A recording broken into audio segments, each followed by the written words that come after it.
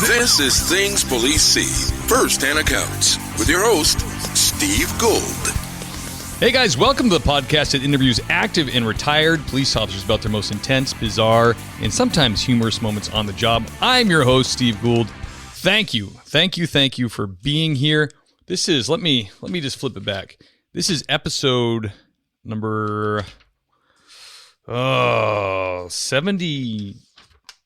80, episode number 80. And I'm excited to bring this one to you. This guy is a gal, which is one of my favorite things. She's going to check off two boxes. She's a lady, and she's also rural. I don't know if I've had anybody in the middle of the country before. Excited to bring her on. Before I do that, I want to say thank you to all the people sponsoring the show. You guys are truly amazing. It feels so good when I'm working or doing something else or on an overtime shift, and I see like that come in on my phone, like, oh, someone's supporting the show, and it goes and pays all the show's bills. So thank you for that. I want to do a little roll call here and thank everybody personally: Jacob, Ruth, Amanda Powell, Carmen East, Rich Emery, William James Long of William James Long Investigations, Samantha Harper, Gary Steiner, the great Gary Steiner, Richard Wilson, Scott O'Donnell, David Diaz, Timothy Wright. Thank you. You guys are awesome. And, I encourage you to support the show and do that. If you become a repeat supporter, I'll certainly read your name every episode I remember to. I promise you that. So what do we have? What do we have today? Old Stevie boy, randomly, probably half a dozen times I've pleaded with the female police officers out there to come on the show and give us a little love. And this young woman responded, and I'm very thankful. She's very cool. She's a very cool cop, I can tell. I did a little background on her. She's got like cool hair. She has cool tattoos. She's got it going on. She probably hates that I'm doing this. She's been on the job 4+ years. She's a deputy sheriff in Iowa. She is also, I think, the second ever road deputy in her department. And she is also a combat, I don't want to say this wrong. She's also the first in her area female tactical medic. So they get in there and mix it up. I got a bunch of questions for her. I got the normal questions for her that we ask, and I got some other questions about being a cop in the Midwest. She's got some stories she's going to share. I'm super excited to bring her on. Without further ado, ladies and gentlemen, here is Sadie Hansen. Sadie, welcome to Things Police See. Hi. Hello. So, the other thing I wanted to mention was Sadie had mentioned to me that she probably will end up being in the top 5 most awkward people I've ever met in my life. Absolutely. Which is an amazing accolade to give yourself. I just like to get it out there so people aren't surprised when it happens. They're like, oh, yep. Well, yeah, she was a weird one, but I liked it. It was a great interview. That's what people are going to say. So you're in your late 20s. You've been a copper for a while. You didn't start as a cop, though, as I understand.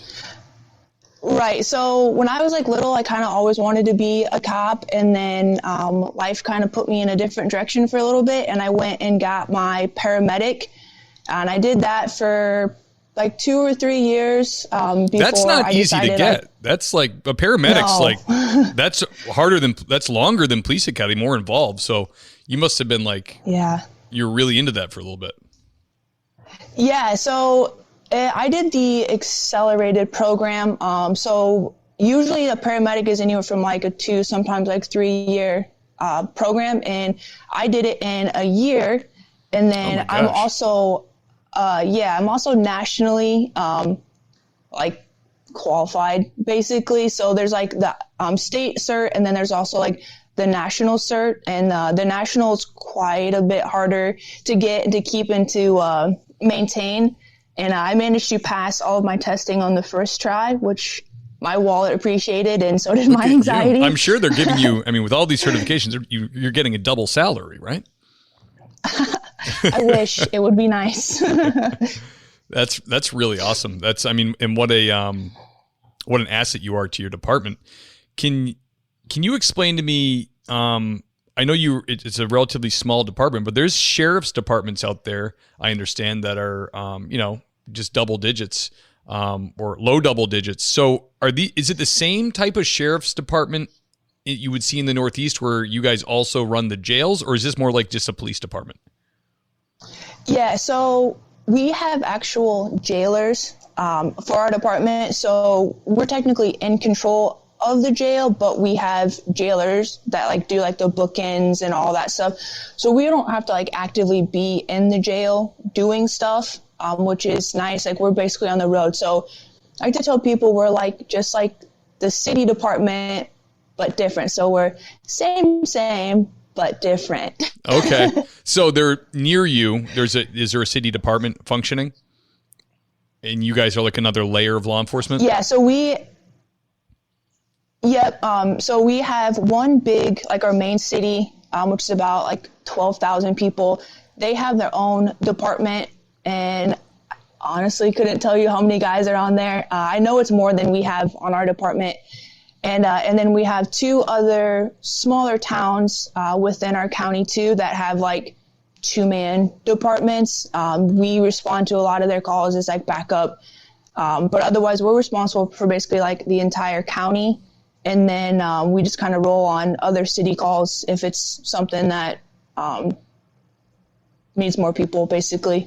Okay, so when you're on patrol, say, how many people does it take to run your jail? How many man department do you have? So for our jailers, we usually have 2 on staff at a time. And we're actually in the process of getting a brand new jail, which hopefully will be done within the next few months. And I think that's between 40 to maybe 60 beds total. Right now we have a jail that's pretty much from the 60s. Nice. It's a little rough. Yeah. But so like I said, the jailers are in charge of that, but otherwise we have a 10-man department as far as the deputy, sheriff, and all that stuff goes. So we have our sheriff, chief deputy, a lieutenant, and then 7 guys that basically are considered straight patrol. Okay. And then how many jailers, how many COs do you have? I think maybe 10 to 12-ish.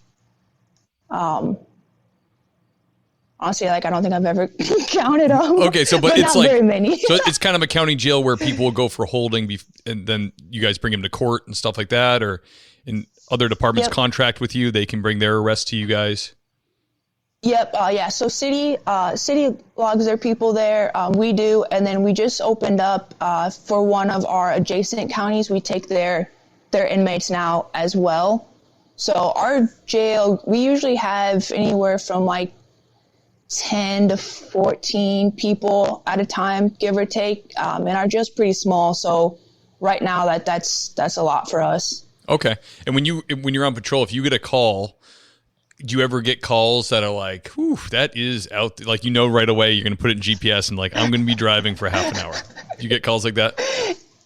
Yeah, absolutely. Especially if we're in one corner of the county, and then with out of doubt, you'll get called to the most farthest part of the opposite side of the county. And you're well, I'll be there in 30 minutes. Yeah. Isn't that wild? The job I have now, total square miles probably is, I don't know, 50 or 60 square miles total. And so literally, I could be in the south part, and if you get one all the way up north, it's just about half an hour. And it's those, I hate it. I just want to get there. You know what I mean? Driving with your lights on, especially I had a, a code 3 call I had to go to during a snowstorm, and, man, it was coming. I couldn't use my blue lights because when you turn your blue lights on in a blizzard, you get blinded by the flakes. So, yes. And it, it's definitely there was some opportunity to slide off and not be found. So, that is a new stress that was added, that I didn't experience before, where it's just these just it's like it just takes forever, and then your backup could be another 20 minutes behind you. You know, it's very different. Like I have city cop friends that are like they're just into like the manpower, just like you go to a call and then it's like boom, just pig pile them. You know, you got all your buddies there and you're just kicking butt. And they're like, how do you do that? Why would you even want to do that? Be alone for so long? It's like. It's just different, you know. And all their policies are against that. They're not even allowed to like go into some calls alone. Right. And for people like you and I, it's like there's no one else. It's just another Saturday. Right. Well, at least you're a paramedic. You can patch yourself up. I don't even know what I'm doing. You turn the kid to one that's bleeding, right? Yep. That's it. That's all you got to do. Just hold pressure. Just do your ABCs. The ambulance be coming. We say ABCs are ambulance before cruiser. Those are my ABCs. Yeah. Because I hate getting to those medical calls where you're like, well, it probably doesn't happen to you, but when you get to a medical call and you're completely outgunned with what to do, and you're just like, that looks pretty bad. Why don't we put a towel on that and then another towel? Whatever we can put on there to absorb. Just don't make eye contact with it. I don't want to look at that. Oh, yes. All right, good. We're on the same page, Sadie. I like it. It's good. So you made the transition. You were doing the paramedic thing, and that was riding an ambulance, right? Mm-hmm. Okay. Yeah, I was hospital based for a little bit, and then I went to a straight like road crew. Okay. And you did that for a while, and you were like, you kept seeing how cool cops are when you showed up at calls with them, and you're like, they look really way cooler than us. I should probably get on that team. Is that what happened? Yeah, I'm like, this looks way better. I'm like, I'm tired of doing transfers at 2 a.m. Yeah, you're like, cool. Look at all the shiny things they have and the guns and everything. Because, the paramedics, EMTs and paramedics get abused by patients. Yeah. By cops' patients, usually. And drunks. So, okay. Sadie, I want you to dig into any of your public first responder repertoire, whatever you have for experiences, just throw it out. Whatever, mostly police stuff, but if you have something that's like EMT or paramedic that's crazy, we want to hear that too. People love all this stuff. So can you tell me about the first hot call you responded to that really got your adrenaline going? Yeah, so, and I was thinking about this one, and I can remember pretty much everything about the call. I'm like 99% sure it happened within like my first 2 weeks, like ever being in law enforcement, or it was the first 2 weeks straight out of the academy. But I'm leaning more towards, I'm pretty sure it was when I was still riding with one of the other guys, and it was like my first 2 weeks ever, because I'm not even positive if I had an actual like full uniform yet, or if I still had just like a polo, my tack pants, and basically whatever belt and vest they could find that fit me. What did your field training look like, Sadie? Well, we basically the first few days I rode with my one lieutenant. I rode with their sheriff a little bit, and then before I went to the academy, basically like they handed me the keys and said, just kind of drive around the county, learn the roads, don't stop anyone, and if there's a call, go to it and we'll meet you there, basically. That's amazing. And that's not uncommon for smaller departments. And it's a real challenge we face, because it's like people expect their police department, like they're going to spend all this time on people, and they're going to really vet out their hires and all that, which is well and good when you have like a mill of hiring going on and you have this huge budget and you have all these cops. But now my eyes have really been open to small agencies like this. And it's like, it's tough. I mean, to this day, that's still what goes on. It's just kind of like, hey, and when people cringe when you tell them this stuff. When you tell like, oh yeah, big city coppers and departments that are like have all kinds of FTO programs, and they're like, that's insane, that's ridiculous. But it's like there's just no manpower. There's no right. They need you. Like when you get hired in one of these small departments, like they wanted you yesterday, and they just want you on the road. So that like I've been in the situation where they've been like, hey, hit the road, learn it, don't get into too much trouble. Like you can even regulate that. Like, don't get into too much trouble. It's like, what if someone waves me down and there's like something going on? So that's interesting. I'm familiar with that idea. I mean, it's not the best, and it doesn't set up new people to be in good situations either. Yeah, there was quite a few times it was pretty frustrating, especially like when you get a call, like, so where we're at, we get we don't get a lot of stuff very often. So you can go, a week or so and not have a call.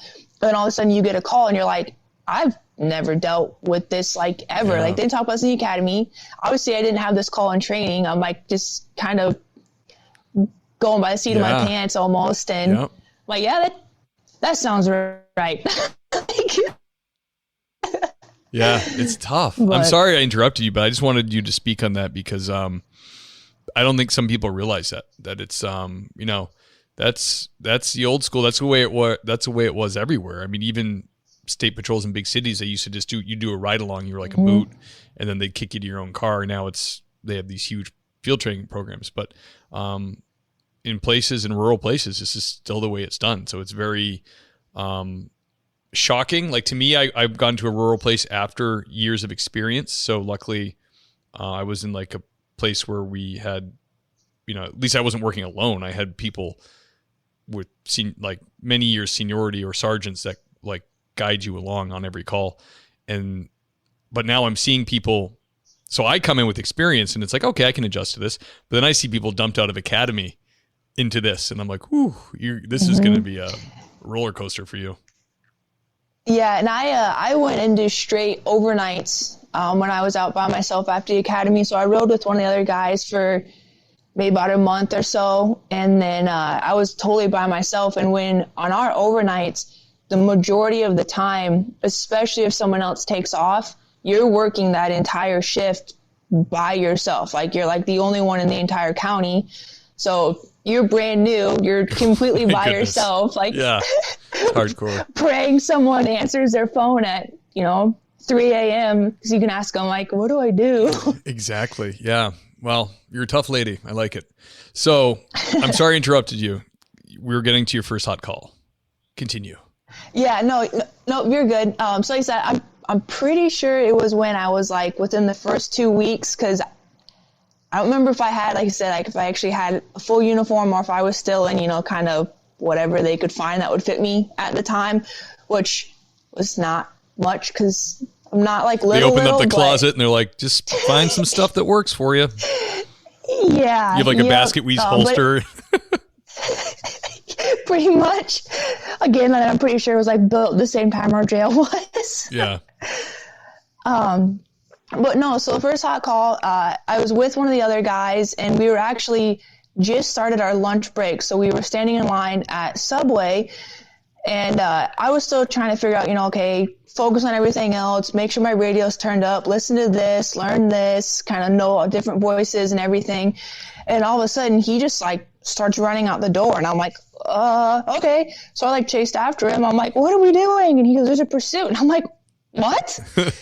And so one of our conservation guys out at our lake basically went to go stop a vehicle. I think it was for a stop sign violation. Like literally was just going to stop and be like, hey, like you need to stop for stop signs. Cause those guys are literally just in like a t-shirt and polo. Like they check fishing license and like the little river accesses and stuff, and all of a sudden, yeah, he's calling out this 1080 and doing stuff and they're headed straight towards us. So like I'm in the passenger seat. I have no idea what's happening, what's going on. He's calling stuff out.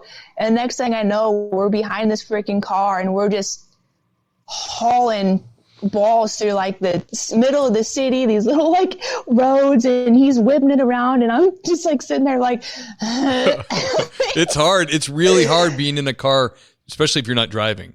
If you're new and you're not driving and someone else is driving crazy, it's like your legs are locked and you're just like, you're gonna kill us. Yeah, and the guy I was working with, he's still on my shift now. He's fun to work with, but his driving scares me. He is not easy on our cars. And so we're whipping around, and all of a sudden this car pulls into an alleyway. You see him slam it in park, and two people go to pop out. And at this point, I mean, like, the majority of the city guys and the other daytime deputy that was out, I mean, they're all in there. Everyone's piling out. They're starting to, like, pull their guns and draw down on these people. And I'm just sitting there like, I don't even know how to get out of the car. So we obviously got it figured out and stuff. And turns out they had quite a bit of like drugs and stuff like that on them. So that's the whole reason they were running.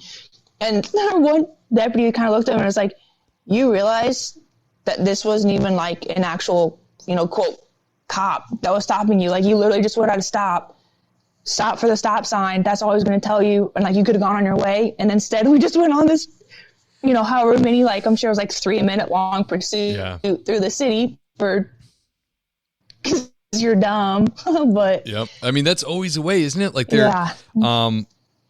so many times you get a warrant or someone suspended driving just because they're speeding.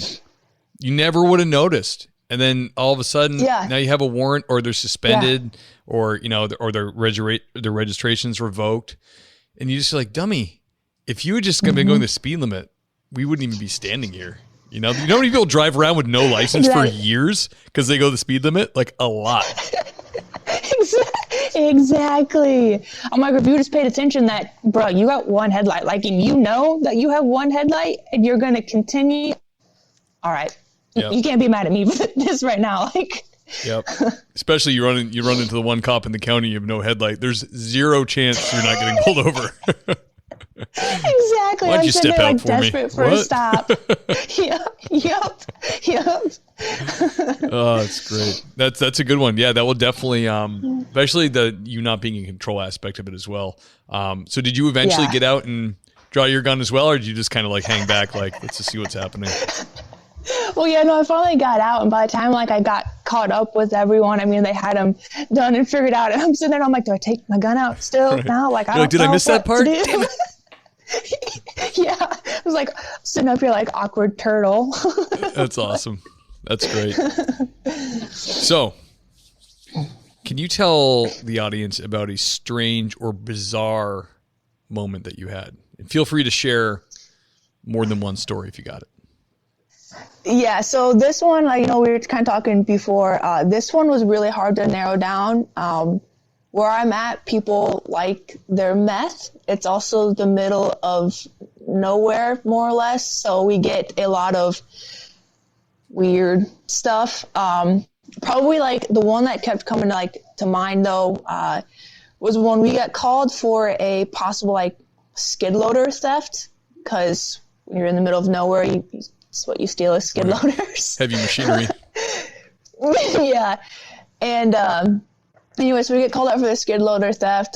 We get out there, we're looking around, and it turns out like this guy's ended up in his truck yet, and he's got a trailer, and he wasn't able to get anything actually loaded up on the trailer yet. And he was, quote, just sleeping in the front of his car or his truck. He was sleeping like with his eyes open, picking his face.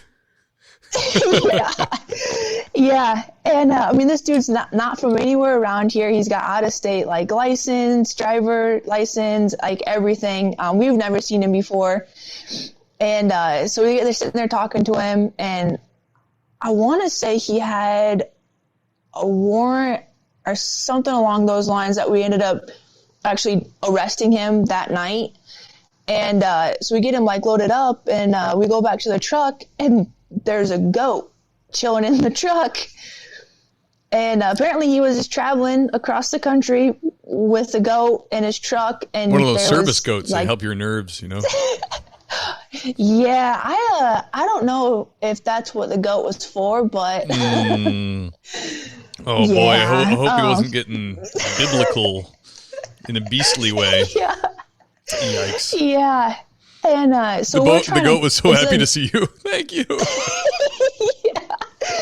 Yeah. And so we're trying to get this freaking goat out of this truck. It's not having it. It's freaking out. And so we ended up getting like one of our like dog leash collar things, and I get it roped around, and we're trying to pull it out. Well, the goat just like goes stiff and just like falls. So Like a this fainting goat? other deputy, is trying to like pull this like limp goat like into the back of his squad car so we can like transport it to, we don't really know where yet, because we're like, Right. Oh my gosh. again, it's the middle of the night. We have this random goat who's just pooping everywhere at this point. I'm sure. Do you have like animal control officers or anything? We are animal control as well. So. Oh, that's nice. You don't need to make a call. It's time to handle it. Yeah. So we got some very flattering videos of my partner trying to drag this goat into his car. The goat's freaking out. He's yelling at the goat. There's just, poop everywhere. Oh my gosh. So it was quite a bit. And then it actually kind of took a rather grim turn because the guy that called in the skid loader theft, a couple days later, actually we get called back out to that location because he ended up committing suicide in one of the like farm buildings out there. Oh no. So it was weird, bizarre. Yeah. So I called my other deputy and I was like, hey, I said, your lead witness in this theft just killed himself. So good luck. Yeah. Wow. What are the chances in an area that big, that sparse, you get called to the same place twice? And the second time, how did he kill himself? Did he shoot himself or hang himself or poison? He hung himself actually. So one of the employees noticed that his truck, because he was staying there, sleeping, like, because he worked out there, and he was staying out there, which is the whole reason why he noticed like this guy was trying to steal a skid loader. And the employees noticed his truck was still out there, and he like wasn't anywhere in the building. So they kind of went walking around trying to figure out where he was at, and they found him hanging in one of the buildings. So it was weird turn of events. Yeah, that is weird. It's I've heard them before where it's like a cop's checking on a car like in a conservation area. You're like, oh, a car's been here for like 2 days, and you're like, well, maybe it broke down or something. Then you hear like, oh, he was just charged by the police on the day he left the car here with like a bunch of felonies, and you're like, well, this is getting worse. This is like, and you look at you're on him and look at it and you go, he's probably way out there in the woods somewhere. And they usually are. Jeez. That's bizarre. So the goat was okay, though. What kind of goat was it? 'Cause I'm a goat guy. Sadie, I don't know if you've heard me talk about it, but I got Nigerian dwarf goats that I care a lot about. They're like little doggies. They're really friendly. I don't know. I can't speak for other goats, like Gore goats or any of that other stuff. These guys I have are little, and they're like dogs. You can pat them, and they're really cute. Was this a big horned goat? No, it was just like ones you see at like the petting zoos. Basically, it was just like this fat white goat that was, I think, halfway glad to get out of the truck, but also super mad to go in the back of a squad car. And what was its fate? What happened to it? Did you guys eat it or what? At the station? No. Feed it to the prisoners. Yeah. Lamb chops for everyone. Exactly. No, last I knew, we dropped it off at the vet clinic, and I really don't know what happened to it after that. I like to think he's living a good life somewhere. I think he has a better life I really now. don't know. Well, it sounds like there's no way his life's worse. Hopefully not. From the picture you painted. Okay. So how about working on the meat wagon? Got any stories from that? I bet you do. Yeah, so I have two pretty decent ones for that one. The one is our cross-dressing construction worker. So we got tripped to a cement truck that had basically gone off the road, hit a culvert, and like halfway rolled. So pretty emergent call. So we go hauling out there, and this guy is like halfway trapped in this like cement truck on its side. It's kind of down pretty much like the worst spot he could have gone. And it was like right before a bridge, and he went down and kind of like hit like the culvert underneath and was halfway in like this weird creek bed type deal. And of course, it's never a small person. Right. So they get this, basically when you imagine big burly construction worker, like manly man, they get him pull out of this truck. We get him in the back of the rig, and we're doing our thing. We go to like start cutting his clothes off, and I got my scissors, and I go to start cutting his pant legs, and I notice I'm like, there's like more underneath than just his like jeans and stuff. Yeah. And it's summer in Iowa, so it's not hot. Yeah, it's hot. Like, yeah, there's no reason he should have multiple layers on. Right. These aren't flannels. And yeah, so I start cutting and I get going, and I notice, and I'm like, it's like this weird like fishnet stuff, but it's not like down by his leg. So I'm thinking maybe it's kind of. Maybe it's some kind of like thing I don't know about that helps you cool down. Yeah, I'm like, I don't know. And so I keep cutting, and like, as I'm going up his leg, there continues to be black lacy fishnet. And I looked over at my partner and kind of made eye contact with him and looked down, and he kind of looks at me and kind of like, yeah, we're both seeing this. Yeah. I'm not losing my mind. And nope. And we basically get all this stuff. We're obviously professional. We don't say anything about it. Get everything, get him stripped down so he can see everything, get his boots off. And he had his toenails painted, and he had on a full set of women's lingerie. So wow, underneath his like trucker gear. Yep. Wow. So any facial hair on this person? Yeah, he literally looked like, if you would imagine someone that like cut like lumber and laid cement and did like hardcore construction manly stuff. Man. And again, and not small by any means. Wow. And yes, he was very in touch with his feminine side. Wow, that is crazy. Yeah, you never know. Everybody's got their own weird, what is it, proclivities or whatever. I mean, that's really weird.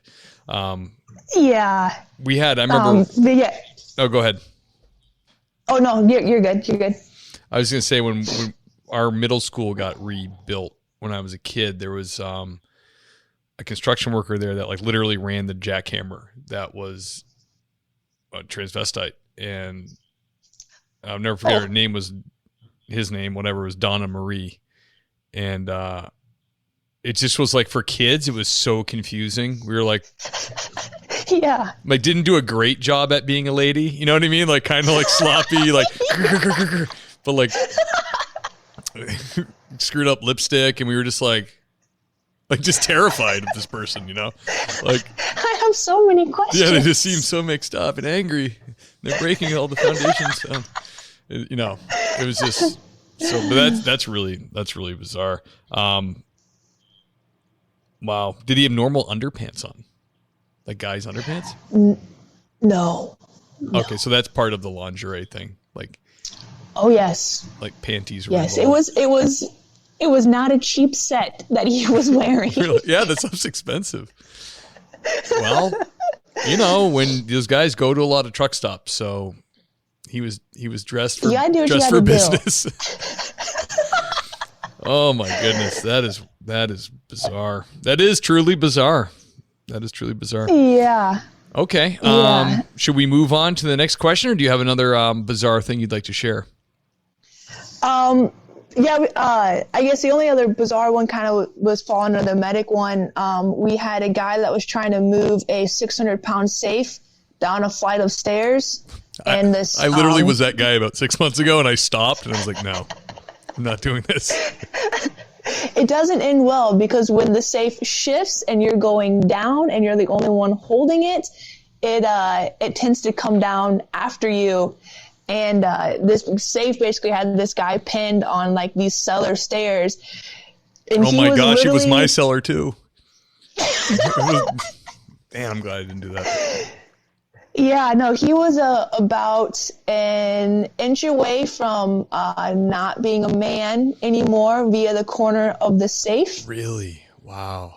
And yeah, and his ankle was bent in ways that just should not be bent. And the whole time it was kind of funny because the whole time his wife was just in the background just chirping, "I told you," and blah, blah, blah, and you stupid, blah, blah, blah. Wow. We're like, yeah, trying to take care of this guy whose main concern is as he's screaming about his manhood. Yeah. And we're like, dude, you don't even want to know your real issue right now because that shouldn't not look like that. But yeah, he was lucky. But yeah, just the way it came over the radio and everything, and then we get there and the whole setup and the wife and the cellar stairs, and you're just like, this is once in a lifetime call. Like I don't even know how to get this off of you. Sadie, I just can't stomach that. Like my hat is off to paramedics and EMTs because like we go to that stuff and we might have to do a tourniquet or put a Band-Aid on it, you know, but in the back of your head, you know, they're coming, you know, like the people with the tools and knowledge. Yeah. Well, in your case, you're a paramedic, so you're kind of screwed. You gotta do maximum care when you're there. But I can't deal with people's like legs all flippity floppity in the wrong direction, like human body not looking right, or like, you know, just disjointed. I mean, I've been to some accidents before where I was just like, oh, I can't deal with this. This is like really upsetting to me. Or you know, even like some deaths where people like sometimes like the face can be off a little bit. You know what I mean? Just like stuff that just doesn't look right really bothers me. And I'll tell you right now, I was at right over there because I'm in the basement, right over there at the top of my bulkhead stairs this winter. There was snow on the ground, and I work with a guy who's like 6'3", and he's like 240. So this is the dude I've been asking, like, dude, can you come over and help me with this freaking safe? I bought this gun safe. It's been in my garage. It's like just sitting there. And my wife was like, really? We need a gun safe? I'm like, well, it's a new, you know, because we just moved in. I'm like, well, you need some players to put all my guns. And she's like, was that like really a priority? Because it's, you know, taking up room in the garage. She's right. It was really dumb. So, but I did it. So I get the thing like up. I get the door off. The door weighs a bazillion pounds. I'm like, I'll just bring it down separately. The door and the cabinet are separate now. And of course, still way too heavy. And I got it to the top of the stairs, and I had it on like a big dolly with come along straps. It was all strapped to it. And I had my wife come out, and we like got it started on the first step and going down the bulkhead. And my wife's, I'm like, should I go like next to it or in front of it? And she's like, we're not doing this. I'm so glad she said that. She's like, Steve, I'm not strong enough. Like she goes, right now, just getting it to the first step was like max my strength.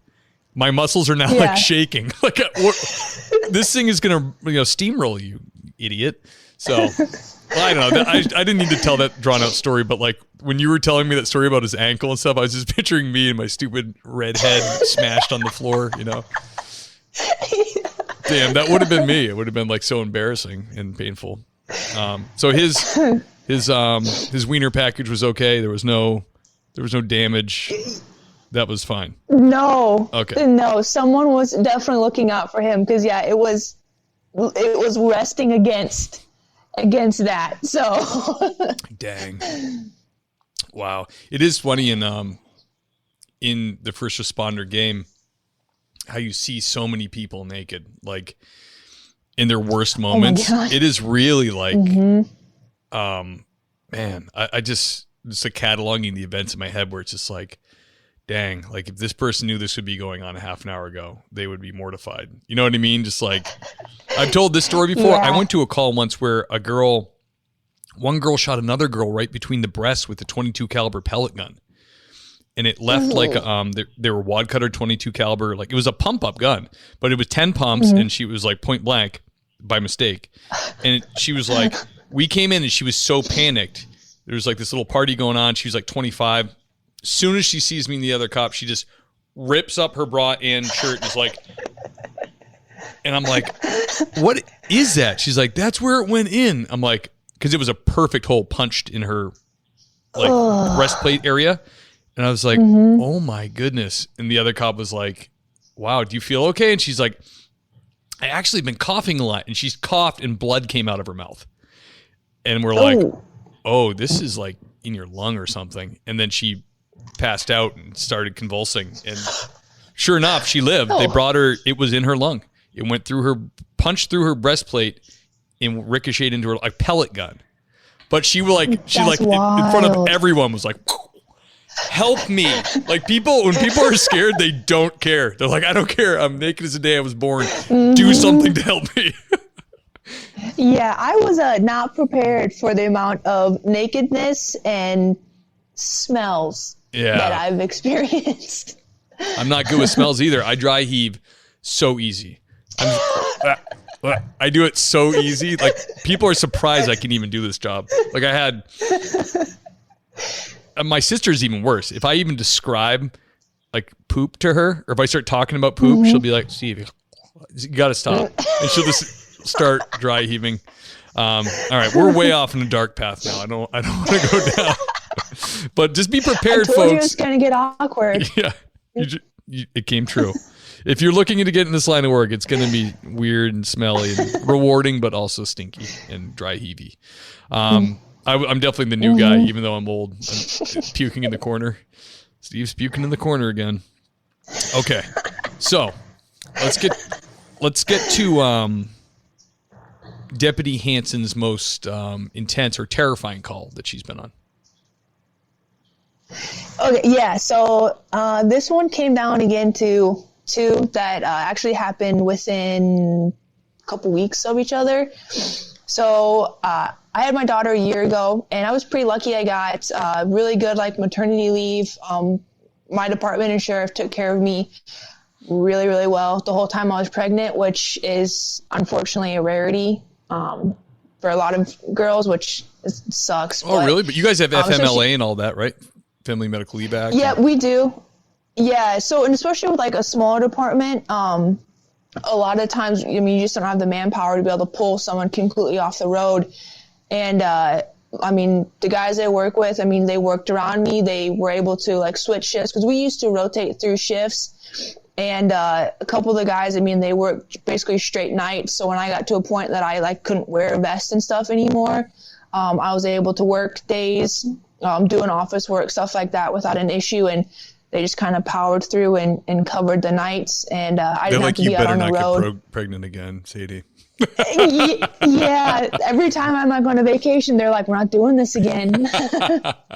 But yeah, so I was pretty lucky with that. And then as well, when I came back, I was still able to, so I was like, I breastfed for a little bit. And then I went to basically just like straight pumping because it was just, it was a lot at work. I mean, you got to take everything off. And that was when I was still on straight overnights then, so 8P to 6A. And so I would just basically be able to come home periodically and pump while I was at home, which obviously, you know, requires getting all of your stuff off. And the one night I was sitting at home, I was doing my thing, and I heard over the radio one of the city guys like yelling into the radio. And this was one of the guys that, I mean, he really doesn't get worked up. He's been there, done that, you know, seen it all. Yeah. Yeah. And I mean, he's on the radio. He's like, we need more people now. And I'm like, whoa. And then dispatch gets on there. Like, we got reports of a shooting with injury at one of the apartment complexes that we frequent. It's always an apartment complex. Quite often. Yep. Yeah. It's a little like, quote, village of them. And, yeah, so they're like, we've got, you know, multiple reports of a gunshot, multiple gunshots with at least one victim, shooting victim. He's, you know, we don't really know what's going on. And then, yeah, then that officer's like on the radio screaming, and I'm like trying to like disconnect, throw all my stuff back on. And I mean, it's probably 4 blocks actually from my residence too. So that was kind of even more like, oh shit, like if this guy's not still on scene, you know, or we don't even know who the shooter is, like this is in my backyard more or less. Right. And yeah, so I'm like trying to throw all my stuff back on. I'm trying to haul up there, and yeah, we get up there, and literally I think like everyone that lived in that little like multiple building village thing was like outside screaming, yelling. I mean, they're yelling at us. I mean, we're trying to figure out, who their shooter is, if they're still there. I mean, where they went, if they're not, where the victim's at. And I mean, we don't get a lot of shootings. I mean, that's probably within the last 4.5 years that I've been here, that's maybe only like the second one that we've had in our county that's actually been like a legit, like someone else shot someone on purpose type of deal. So, I mean, we don't get those calls, so it's not our bread and butter. And Sure. It was super chaotic. Again, middle of the night, you don't know what's going on. And yeah, and that was, kind of the first serious call after I had my daughter. So I'm like trying to work through all of that, trying to figure out, where this victim is, because I've got like the medical skills. So they're trying to tell me to go find this guy to start rendering aid. Totally. And I'm sitting there and turns out the shooter actually was still on scene. He didn't have the gun. And he was, looking back now, it's kind of funny because he was like trying to talk to like multiple officers. He's like, hey, let me talk to you. Hey, let me talk to you. And they're all like, like, get the F away. Get out. We're looking for the shooter. Shut your mouth. Get out. Yeah, literally. And turns out that was our guy, which we ended up, I mean, after we got the ambulance in, basically did a hot load, got the shooting victim out, and he had through kind of like the upper groin area, through and through, pretty decent shot. And so, I mean, he was not, I mean, he was critical, but I mean, it wasn't like he, was like so you got like shot like in the lower gut area, or something. No, so like right in the upper groin, so kind of like in your like hip crease area. Yeah, is that in that? What do you know? What caliber it was? Was it like a handgun or? Yeah, it was a handgun, and I'm trying to think if it was a 9 or a 40, and I honestly don't remember. But I know it was decent size. It was like a pellet gun or a 22. Sure. So it did. It wasn't a pellet gun between the boobs. yeah. It did some damage. But yeah, so that was kind of the first time that I'd ever really dealt with anything that chaotic. And again, I mean, that was right after I had my daughter too. So it was kind of so many different things were like playing through my head and my goodness, my focus. And yeah, it was a lot. Yeah, that's a lot, especially and that was when actually the third time. No, you keep going. No, go ahead. Oh, I was going to say that, yeah, that was actually the third time that week that we had gotten called up there for possible gunshots. And yeah, this time it was like legit. So it's crazy. I mean, especially when you go to a call like that, and it typically, I think in most policing, you go to a call and usually it's like over dispatched, like it's like way worse than you think, and you get there and it like de-escalates. Mm-hmm. And you're like, okay, what really happened? Yeah. And then you kind of figure it out. But when you go to one that's like truly horrible, and then it doesn't de-escalate, it starts to escalate, and then you're like, whoa, like so you're on high alert the whole time, and you're like you're just, if you're not used to doing that all the time, like it's kind of tough because you're jacked up, like your body's telling you. It's fight or flight. So you're not fleeing because you're a cop. You're going in, but you're kind of like ready for something. So like I know what you mean by it's kind of hard to like in the moment like that turn off and on investigatory skills and like you know what I mean. It's kind of because you're just kind of like you're pumped. You're like ready for the threat. The guy's out there. You're there. It's and then hindsight's 20/20. You find him and blah. It turns out whatever. But like when you're going through it, it's really really intense. And I can only imagine, Sadie, about the whole like breastfeeding thing. And like, I mean, this is gonna be a weird comparison, but like if I go on vacation for 2 weeks and eat a lot, and I come back and put on my gun belt and my vest, I'm like depressed. I'm like, oh my gosh, I feel like I want the shift to end right now because I feel so things are cutting into me. It feels terrible. My vest was like measured for me when I was out of academy, and now I'm a load. You know what I mean? So, but like really, when you have a baby, even if you're lucky enough that you can get your figure back pretty quick, still your chest is probably way bigger than it normally is. And like nothing fits right and it's pinchy and like uncomfortable and you're in the middle of breastfeeding. I mean, we have 3 kids. So I been involved in the whole process. And besides that whole thing, you have a new baby. So you're also probably like, what am I doing? Like, am I going to get myself shot here when I have a baby at home? And like, I'm sure those things go through your mind when you're just kind of like, is this worth it? Like for like you're going to this apartment complex. I'm guessing this is a trouble spot. You go there all the time. It's always for domestics or to serve something or to do whatever. And it's like, great, I'm going to get shot at this dumb place where no one likes me anyways. I don't like them. And it's like, I have this great baby at home. What am I doing? And that thought happens in like, 4 seconds. And then you do the call, you're tough, you get through it, you're mentally tough, you figure it out. Later, it's fine. You still like the job and you're back the next day. But I don't think people understand that battle that can go on in a real intense call like that. And that's just the reality of the job. It's like my buddy Ken has a police applicant podcast where he talks to people about preparing to be a police officer. It's a really great podcast if you're an applicant and you want to get some, heads up on what the process can be like. But I was listening to it today. I was catching up with it, and he said, like, it's on the other end of the blue lights and the siren and the watching TV about it and how cool it is. On the other end of that little trip you make could be something horrible and really hard to deal with, or something horrific, and it's really fun to talk about it later, and it's kind of cathartic, and I think it gives people a really great insight to what it's like. But you really don't know what it's like unless you like do that ride along, or become a cop and go to the call. Absolutely. 1,000%. Yeah, it was a whole new dynamic. I mean, and I came from kind of, a little bit of that public service, being a medic in this area that I'm officer in too. And so, I felt confident. I'm like, I kind of know what goes on and stuff, but it's a whole new world. And then all of a sudden, like, you have a kid and a family, and it's like, it's just a whole new dynamic that people, unless you're actually going through it, like, you can't even, it's undescribable. It's literally like undescribable. Yeah. And I think we all remember before we were doing it, what you thought of law enforcement, like, but they like that, or that's what they signed up for. That's what they're into, or whatever. And then when you do it, you're like, you find out what your interests are in it, and what stresses you, what doesn't, and you hear people say BS like that, and you're like, you just have no idea.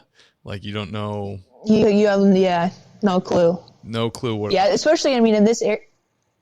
Oh, yeah, I was going to say, especially in this area too, we have issues. A lot of people are like, blue lives don't exist, or, you signed up for this, you chose this, you get to go home and take your uniform off. And it's like, yeah, I do. But I'm also shopping at the same grocery store where the dude that I just arrested for domestic 2 nights ago is shopping at, and they recognize me, and I'm sitting here with, my family in street clothes. And yeah, it's like, we're in a small area. They know where I live. My car's parked outside my house. They drive by. Oh, yeah. They know our schedules. They know where our kids go to school. They know the names of our kids, where our significant others work. Like, my husband has people come in all the time, and it's like, met your wife last night, blah, blah, blah. And it's like, we get to, quote, take our uniform off, but it's, especially in an area like this, it's like, I can't go out to the bar, because I arrested this dude for ODA, last week, or something like that. So that's just like the stuff that people don't think about, in a smaller area where everyone knows everyone and their business, especially the criminals. Yeah, absolutely. It's very true. I mean, growing up with my dad, he did 30 plus years in like a 20-man department. And same thing though, I remember going for a bike ride and him telling us all to put our hoods up, like in the fall. And we're like, what is he talking about? Because this guy that tried to cut the head off of his mother was out and was there with the dog or something, it was something weird like that. And he was like, guy doesn't like me. He's off his rocker. He just got out. And it was like, when you're a kid, it's exciting. You're like, oh, crazy guy, you know. But like later, you're like, oh, geez, my dad must have been like wigged out. Like, oh my gosh, let's get out of here. And just what you said, like the grocery store thing. Like you're gonna.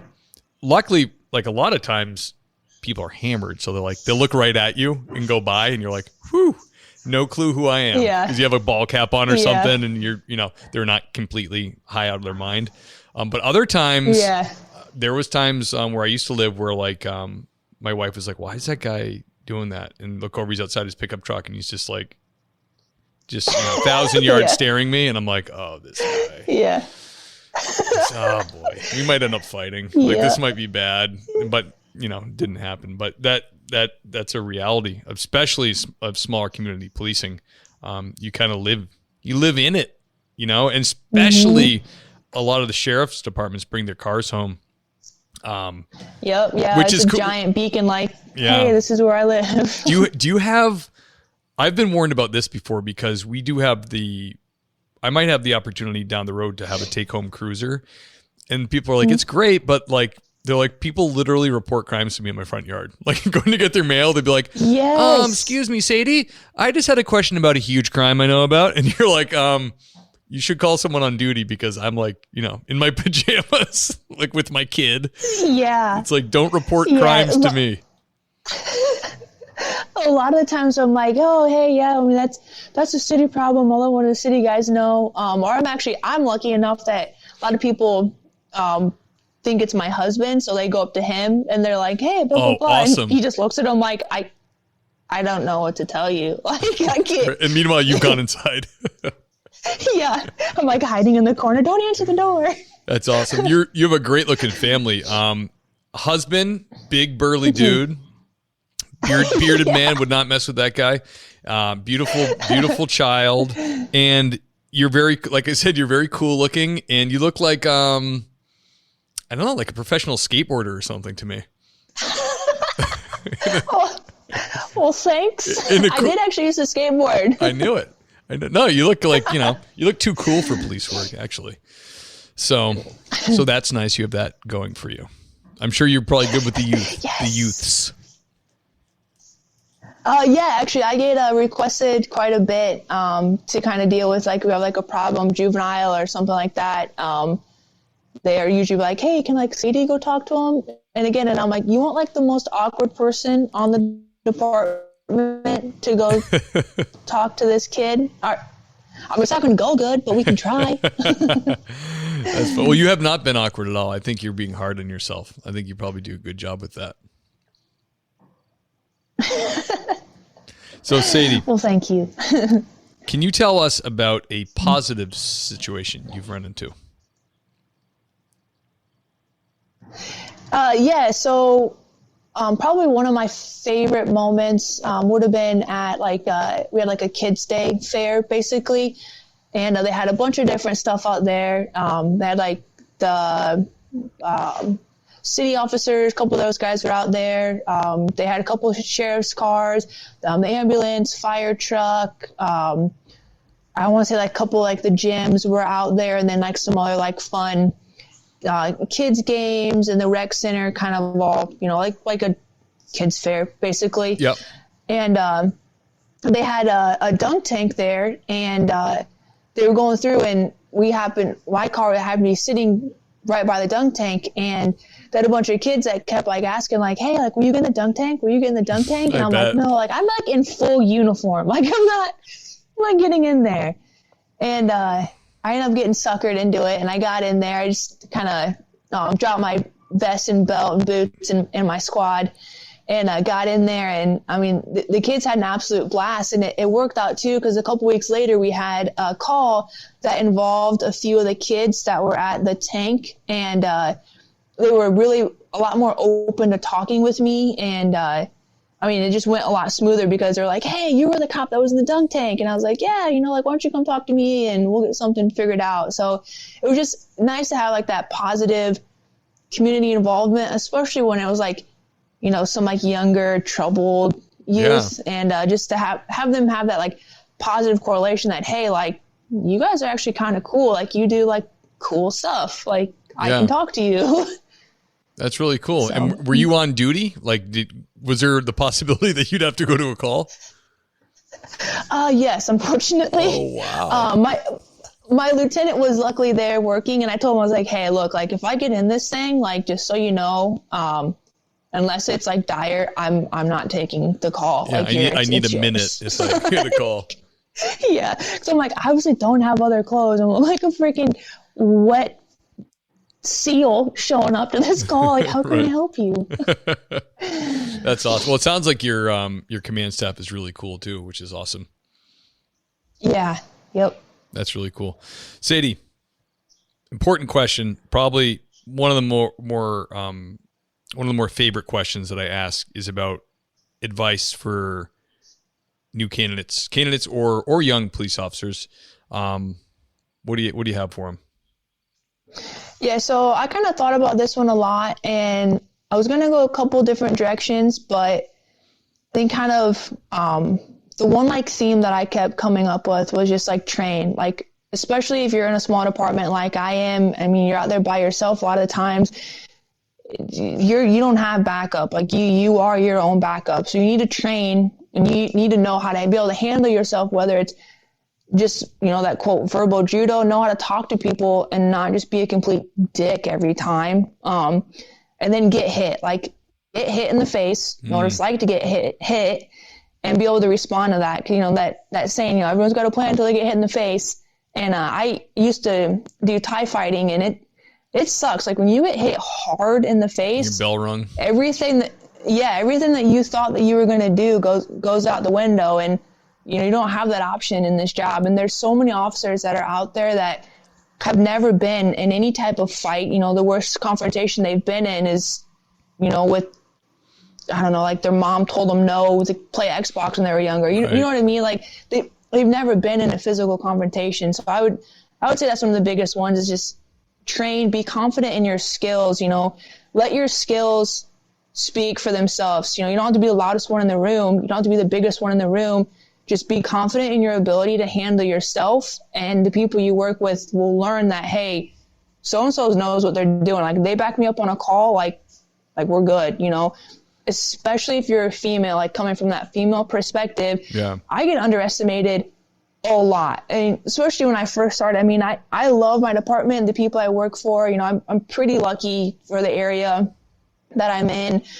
But it took me a while. Like I had to go through a period of time where I had to prove myself, and I just let how I handled calls speak for themselves. I backed them up on fights. I wasn't scared to get in there, get hands on, and basically do my job. I just showed them, hey, I'm not 6'4", 240 pounds, but if we get in a fight, like, it's on. Like, let's go. I'm down for this. Right. And you just gotta know, as a girl, you're gonna have to work twice as hard, but I mean, it's worth it. Just let them see your skills, let them speak for themselves, and don't be afraid to get hit and hit back, unfortunately.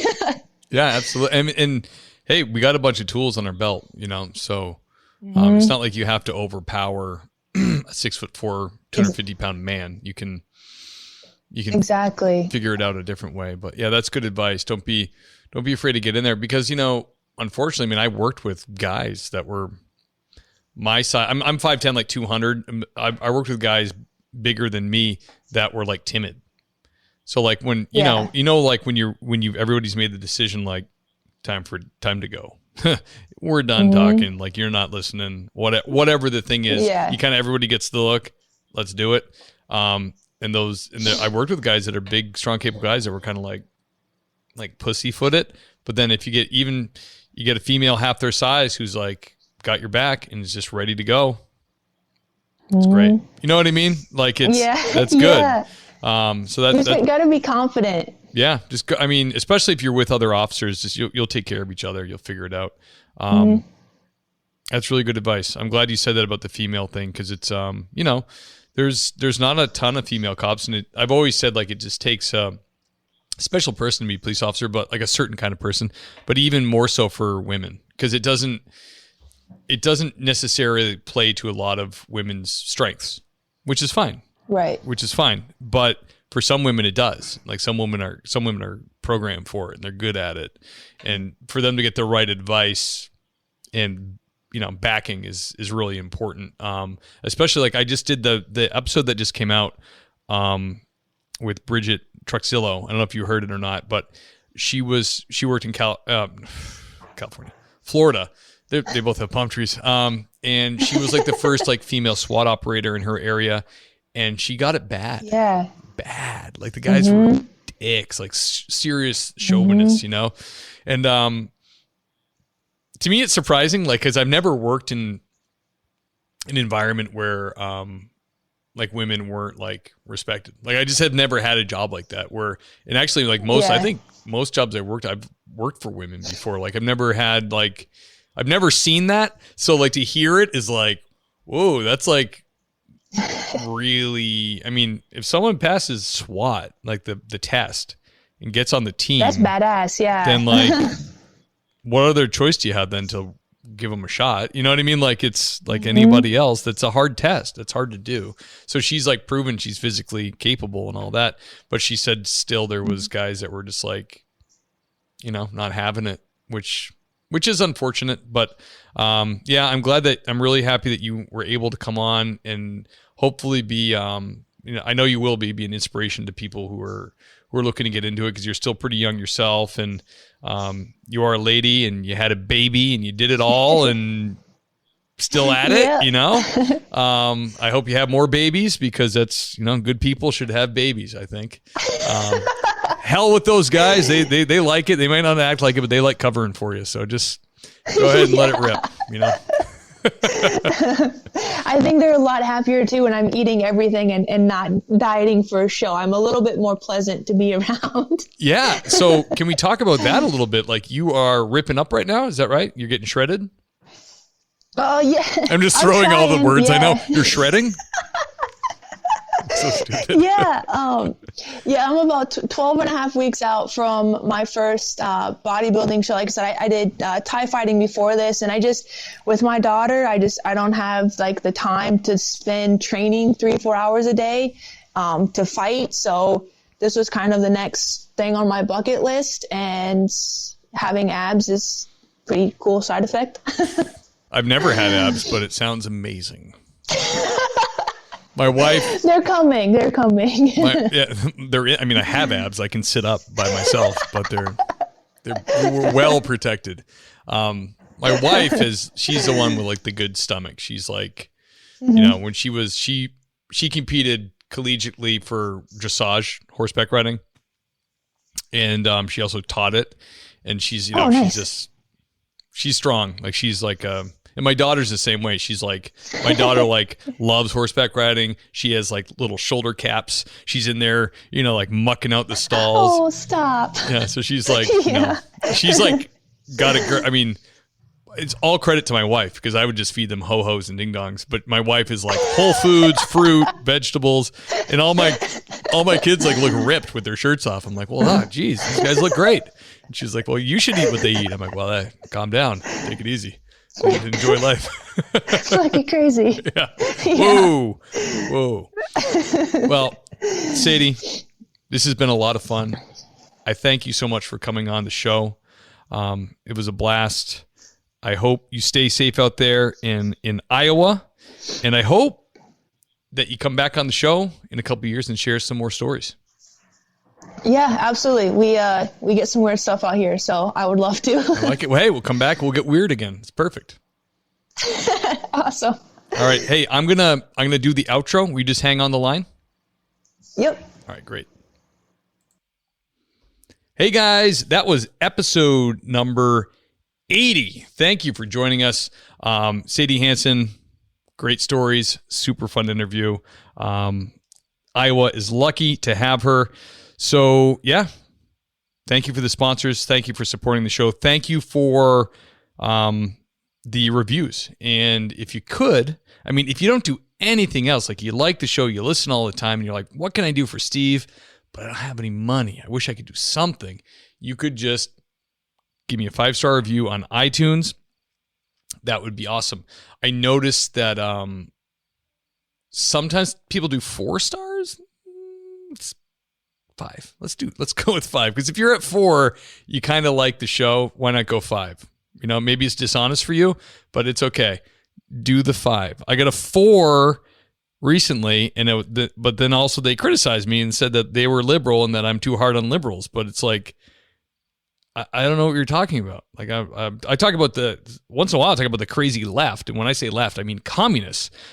But liberals are great. Love you guys. So hey, if you're listening, because you said you were a big fan, I think you can go back and you can go ahead and you can make that a 5. So if you go back, change that 4 into a 5, I'd love you for that. That'd be great. But yeah, love the liberals, love the conservatives, love everybody. I love everybody. It's not the far lefties. Those guys are weird. I don't like them. So thank you for listening. Thank you for checking out the YouTube channel. People are liking that. This episode will also be up there. If you want to be a guest for the show, go to thingspolicec.com, scroll down and click be a guest. And you can just type, give me your info. And it doesn't have to be, you don't have to like write it out. You just say like, I've been a cop for this long. I think I'd be a great guest. I'd love to come on. And, crazy domestic accident with turkey, making love to swan, whatever weird thing happened where you are, just put it in there and it will come right to me. And then I will schedule you to come on the podcast. I have I've done very little to filter people coming on this podcast, and it's really worked out. I think we have a niche here.